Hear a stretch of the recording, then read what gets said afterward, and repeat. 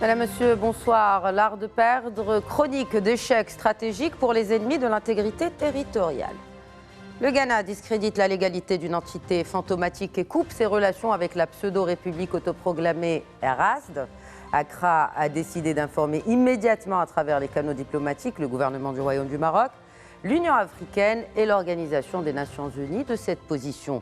Dans ce même document officiel du ministère des Affaires étrangères, la République du Ghana a exprimé, je cite, son appui aux efforts de bonne foi déployés par le Royaume du Maroc afin de parvenir à une solution acceptée par toutes les parties. En parlant de parties, sur tous les fronts, le front séparatiste et son soutien éternel subissent des échecs à répétition.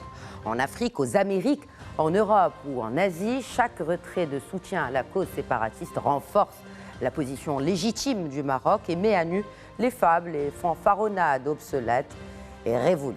J'accueille pour le débat de ce soir l'expert en relations internationales et géostratégie, Chelkhaoui Loudani. Bonsoir. Bonsoir Madame Khadija, merci beaucoup pour l'invitation. Merci à vous de l'accepter, de répondre à nos questions. Et un plaisir renouvelé d'accueillir le chercheur et spécialiste de l'Afrique à l'Université Mohamed V de Rabat, professeur Mohamed Choukondi. Bonsoir et bienvenue à vous également sur ce plateau. Bonsoir et merci pour l'invitation. Merci à vous de l'accepter. Cette victoire symbolise, messieurs, une nouvelle étape et cristallise surtout une vision, celle d'un roi stratège qui, au-delà des divergences avec les pays frères d'Afrique subsaharienne, a toujours maintenu des relations de coopération solides. Preuve en est, bien que le Ghana reconnaît la pseudo-RASD depuis 1979, Sa Majesté le roi Mohamed VI avait effectué en février 2017 une visite officielle Chelkhaoui Loudani et qui a abouti à un renforcement des relations bilatérales entre Rabat et Accra. Oui, tout à fait. Donc, il faut dire que la vision de Sa Majesté le roi Mohamed VI, que Dieu l'assiste, il est axé sur l'avenir. Plutôt que de s'arrêter sur des désaccords ponctuels, le Maroc, et à travers une vision éclairée de Sa Majesté le roi Mohamed VI, mettre en place des perspectives sur le long terme et créer aussi ce qu'on appelle des ponts stratégiques.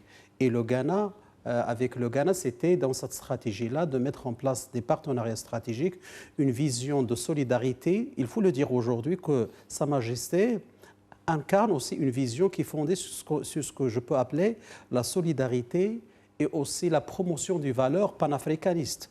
C'est-à-dire depuis le retour institutionnel du Maroc à l'Union africaine en 2017, le Maroc il a entretenu des relations bilatérales même avec des pays qui en a avec elle des divergences ou bien des tensions politiques, à l'image aussi du Ghana. D'ailleurs, en 2017, il avait, comme vous l'avez bien signalé, Madame Khadija, il y a la visite de Sa Majesté. Donc Sa Majesté agit en tant qu'unificateur de l'Union africaine, en tant que pacificateur de l'Union africaine. Il a mis en place toute stratégie et les ambitions de l'Union africaine et de l'intégration du continent africain au-dessus de toutes les divergences et les tensions politiques avec les pays. Et je pense aujourd'hui, nous sommes dans le résultat du fruit de cette vision royale axée, comme je viens de vous dire, sur l'avenir et pas sur les choses qui sont, ou bien les désaccords ponctuels. Fédérateur, unificateur et aussi pacificateur. Et aussi, on a une concrétisation, professeur Choukondi, de cette vision sur le terrain à travers les différents canaux de la diplomatie marocaine. Tout à fait, parce que le Maroc, d'abord par rapport à cette reconnaissance de Ghana, on peut dire que le Maroc, à partir des années 2010, il a mis en place une nouvelle approche.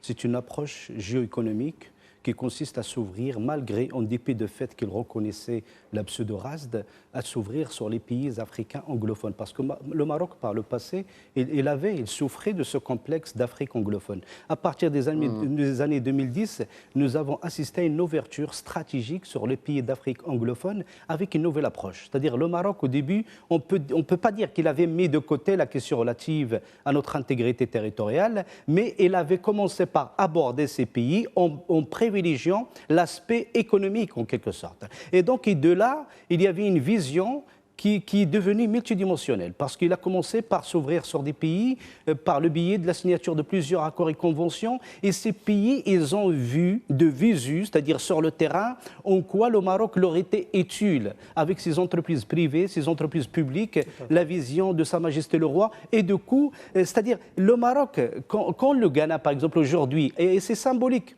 à quelques heures de la passation de pouvoir entre le président Nana Akufo-Addo et le président Mohamed, c'est-à-dire Nana Akufo-Addo, il vient de poser un acte fort. Ça nous rappelle ce que le président à l'époque, Trump, qui revient encore à la présidence des États-Unis d'Amérique, il avait fait à c'est-à-dire à on va dire quelques mois de la fin de la présidence. Ça veut dire que c'est un acte symbolique, c'est-à-dire que le Ghana reconnaît à la fois l'importance du Maroc, c'est-à-dire la profondeur d'abord des relations entre le Maroc et le Ghana. Ce sont des relations qui sont devenues profondes, quoiqu'ils aient été silencieuses, c'est-à-dire en quelque sorte. Donc ils sont devenus multidimensionnels et Nana Akufo-Addo vient de poser un acte fort, c'est-à-dire il reconnaît l'importance du Maroc, l'importance de ce modèle de coopération afro-africaine porté par le Maroc, et elle reconnaît aussi l'importance du rôle que joue le Maroc dans le panafricanisme de développement.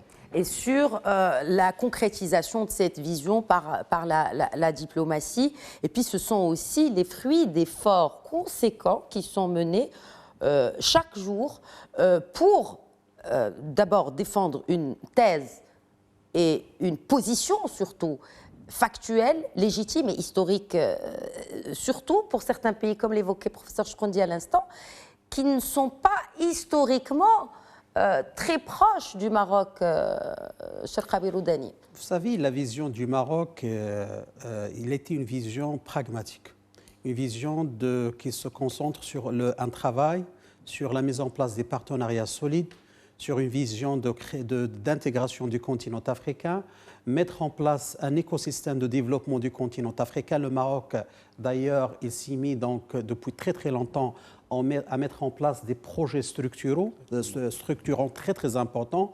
D'ailleurs, aujourd'hui, lorsqu'on parle du pipeline du gaz entre le Nigeria, passant même par le Ghana, à travers 14 pays de l'Afrique de l'Ouest, vers le Maroc, vers aussi l'Europe de l'Ouest, c'est un projet de dimension géostratégique que le Ghana pourrait tirer bénéfice aussi.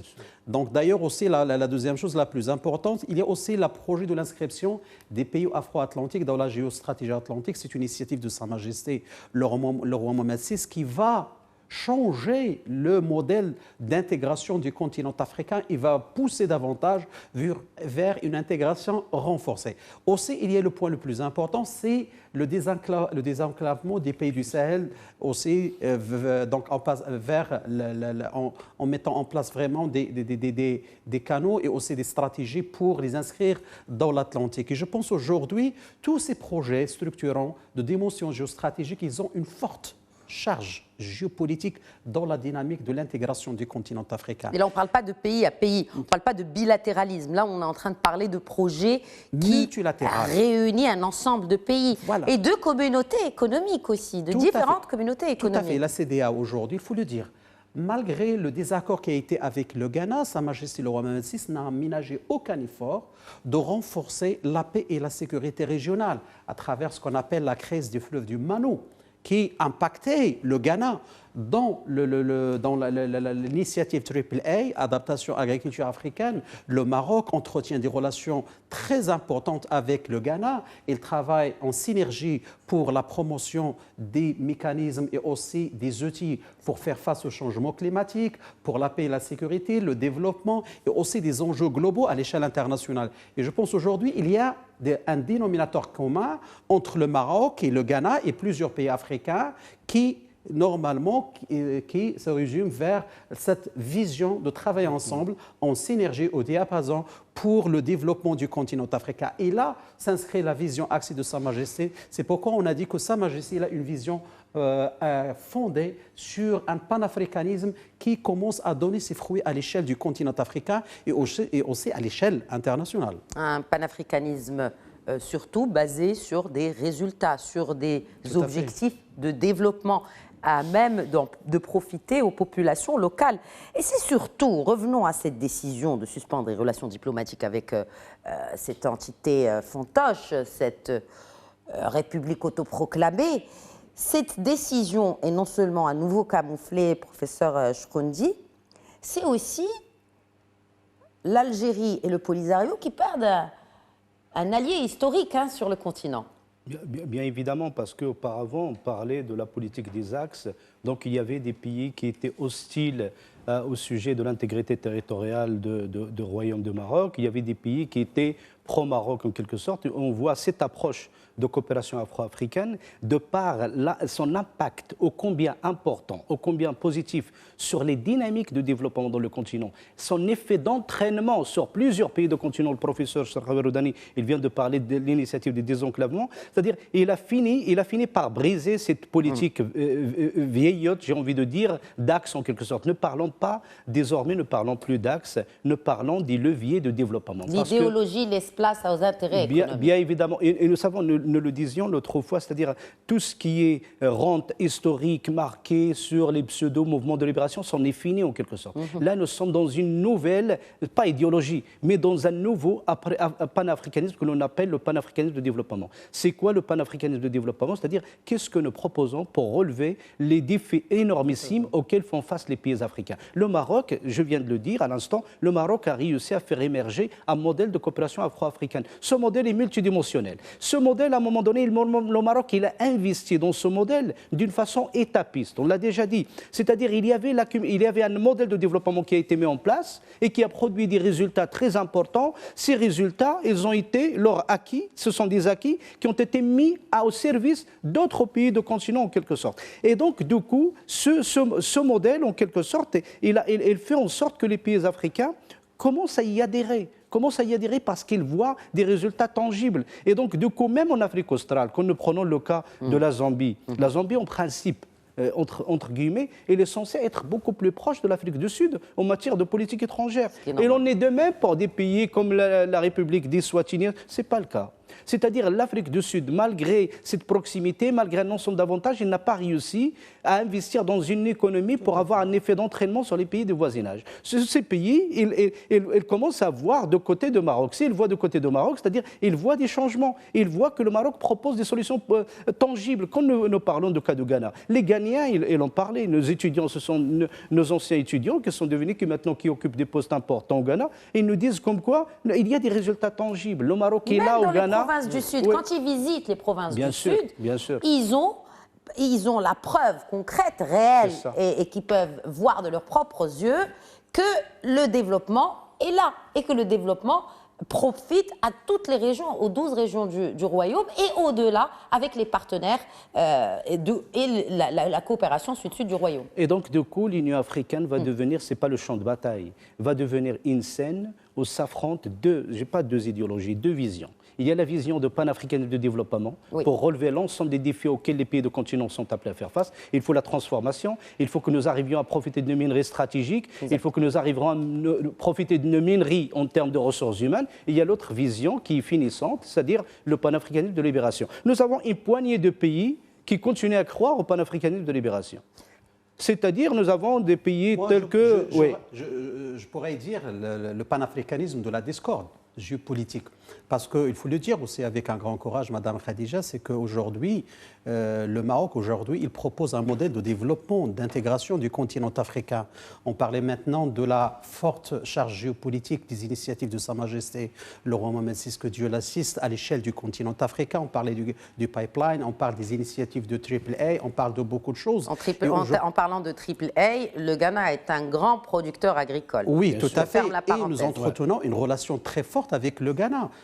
Aujourd'hui aussi, il faut le dire, même à l'échelle militaire, le Maroc participe dans des manœuvres militaires avec le Ghana, dans Obengai, par exemple, Flintlock 2024. Le Maroc participait avec le Ghana, c'est-à-dire il y avait un échange de renseignements militaires, donc une stratégie de coopération sécuritaire. Donc, mais il fallait et il faudrait aussi cette décision politique pour lever et pour enlever certaines subtilités, certaines ambiguïtés diplomatiques entre les deux pays. Je pense aujourd'hui, nous ouvrons un chapitre nouveau avec le Ghana et les relations vont se renforcer. Et avec l'Union africaine, parce que dans le document officiel maintenant du ministère des Affaires étrangères de la République du Ghana, on pouvait lire que le Ghana a décidé d'informer, à travers ses canaux diplomatiques, naturellement, le gouvernement du Maroc, cela va de soi, et l'Union africaine, l'Organisation des Nations Unies.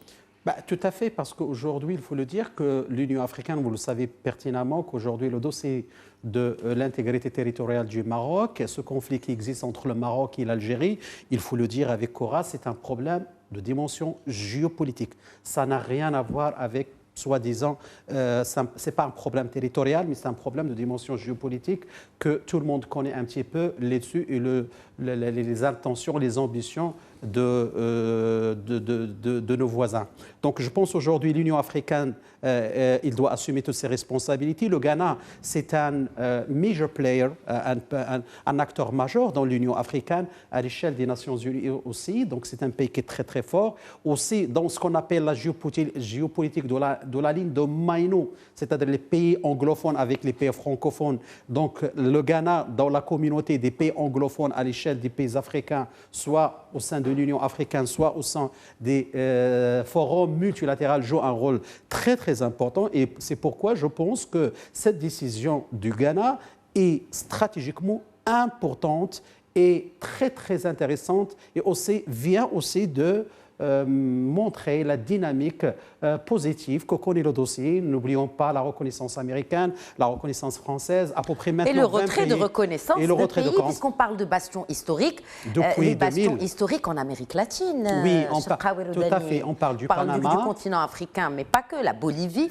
La liste s'allonge. Oui, s'allonge. C'est-à-dire qu'aujourd'hui, effectivement, il faut le dire, et avec courage, c'est qu'aujourd'hui, il y a une appréhension stratégique de la part de la communauté internationale du rôle que joue le Maroc. D'ailleurs, dans les relations sud-sud, Sa Majesté a une vision claire, restaurer la confiance. Africa must trust Africa. Le Maroc propose un modèle de développement pour inscrire le continent africain dans la géopolitique mondiale et dans la mondialisation de l'économie. Aujourd'hui, aussi, cette déclaration ou bien cette position historique du Ghana montre qu'il y a un changement de paradigme à l'échelle du continent africain et à l'échelle internationale.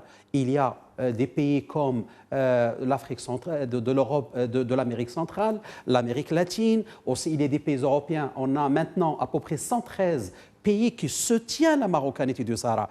46 pays africains depuis 2000 qui ont gelé la reconnaissance. Donc, il y a à peu près maintenant plus que 30 consulats généraux dans la ville de l'Ayoun et Dakhla, sans oublier aussi les commissions mixtes qui ont été réunies entre Dakhla et l'Ayoun avec la Zambie, avec le Malawi, avec la Guinée-Bissau. N'oublions pas aussi la géopolitique du Ghana. Le Ghana, c'est un pays qui est limitrophe à des pays qui sont frères et amis au Maroc. Ça va renforcer ce pays dans la mise en place d'un axe stratégique entre Rabat et Accra.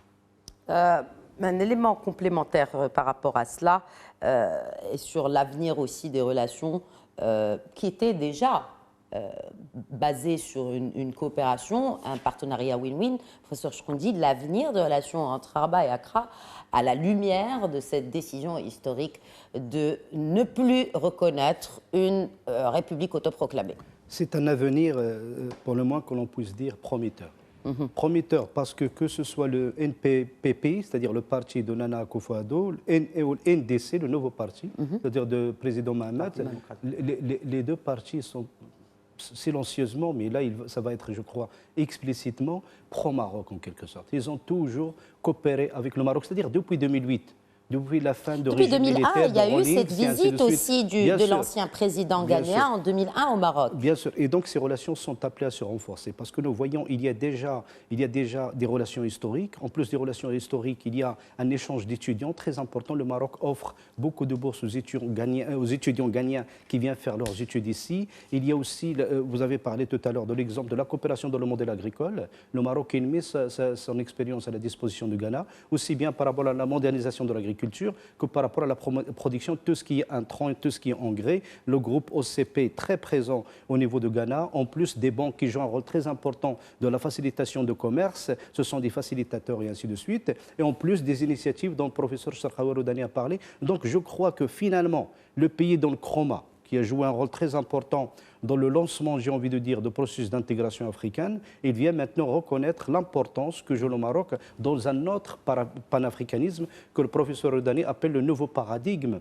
d'intégration africaine. Ce nouveau paradigme, c'est-à-dire le Ghana, compte y jouer un rôle très important aux côtés du Maroc. Donc on va assister à des transformations importantes, plus peut-être de transformation et plus d'amplification, j'ai envie de dire, de ce modèle marocain de coopération afro-africaine. Et on va assister à des transformations radicales au niveau de l'Union africaine. Parce que cette reconnaissance de Ghana, je crois qu'il va être le facteur déclencheur d'un ensemble de retrait plutôt de cette je ne sais pas comment on l'appelait, objet politique peut-être non identifié, mais en tout cas, ça va donner lieu à un ensemble de retraits. Parce que le Nigeria aussi, le Maroc a développé des relations très importantes, stratégiques, multidimensionnelles. Exactement, c'est un cas important à observer, hein, le Nigeria, d'autant plus que le Maroc s'est engagé aujourd'hui aux côtés du Nigeria, et il faut le dire, je vais reprendre votre expérience, votre expression avec du courage, c'est quand même un projet qui va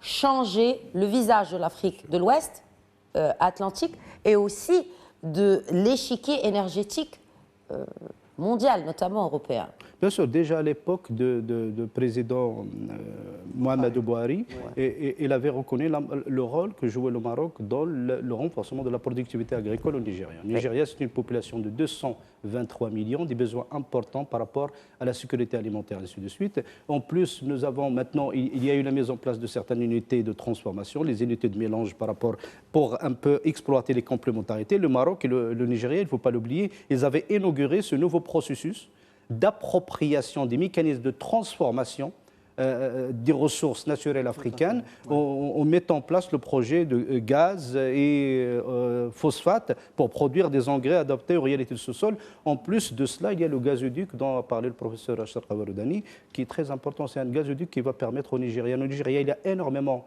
de ressources gazières. Ces ressources gazières, elles sont brûlées faute de disposer des infrastructures nécessaires pour pouvoir les trouver. Le Maroc, grâce à cette initiative, c'est-à-dire la décision prise entre Sa Majesté le Roi et le président Bouhari à l'époque, pour la mise en place d'un projet de gazoduc. Le projet de gazoduc, c'est un projet, j'ai envie de dire, intégrationniste, on en a déjà parlé, et ça va permettre au Nigeria, bien évidemment, de mieux tirer profit de ces ressources gazières. Donc c'est important, d'autant plus que maintenant, il y a des perspectives qui se dégagent à l'horizon, comme quoi il y aurait la possibilité d'exporter ce gaz vers les pays européens. Donc c'est pas, j'ai pas envie de dire que c'est une approche win-win, mais c'est une approche pragmatique qui verse dans ce panafricanisme de développement. Parce que l'idée, ce n'est pas seulement d'aider le Nigeria à exploiter ses ressources, l'idée, c'est à partir de ces ressources, de mettre en place des mécanismes d'intelligence collective pour transformer collectivement les ressources.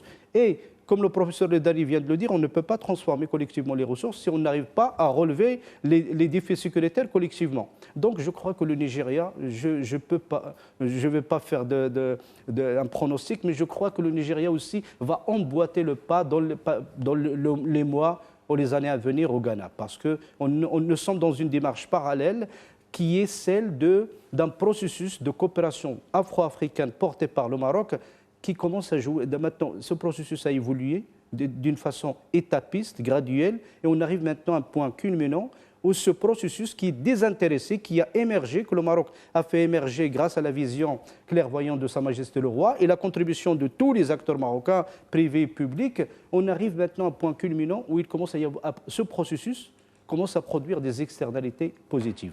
Parmi les externalités positives, nous pouvons souligner c'est-à-dire ce retrait de la reconnaissance de la pseudo-race par le Ghana.